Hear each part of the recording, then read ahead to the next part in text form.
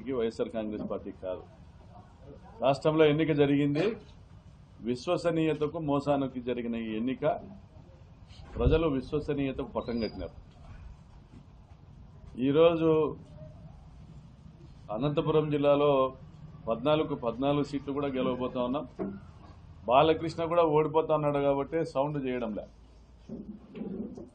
Balakrishna already చాప చుట్టి జెండా ఎత్తేసినాడు.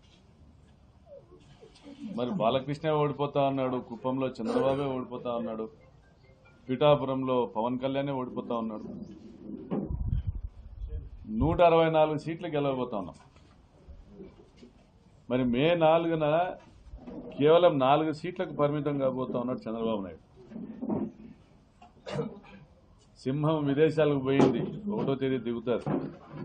4వ తేదీ జూలు విదిలించబోతా ఉంది. 4 సీట్లకే తెలుగుదేశం పార్టీ పరిమితం కాబోతా ఉంది. జనసేన బీజేపీ కలిసి మరొక 7 సీట్లు, జనసేన బీజేపీ కలిసి మరో 7 సీట్లు.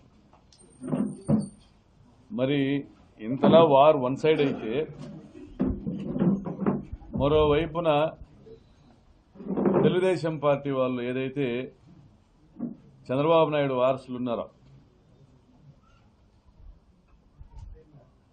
2 ఔన్సులు వేయాలా, పేకాడి పడుకోవాలని చంద్రబాబు నాయుడు ఏదైతే ఒక సందేశం ఇచ్చినాడో దాన్ని ఫాలో అవుతున్నటువంటి జూదగాళ్ళు టీడీపీ పార్టీకి సంబంధించిన వాళ్ళందరూ కూడా ప్రజల్ని పేకాడేసుకున్న వాళ్ళు గతంలో ఇప్పుడు ఎన్నికల్లో పోగొట్టుకున్న డబ్బును సంపాదించుకోవడానికి ఒక హైప్ క్రియేట్ చేస్తా.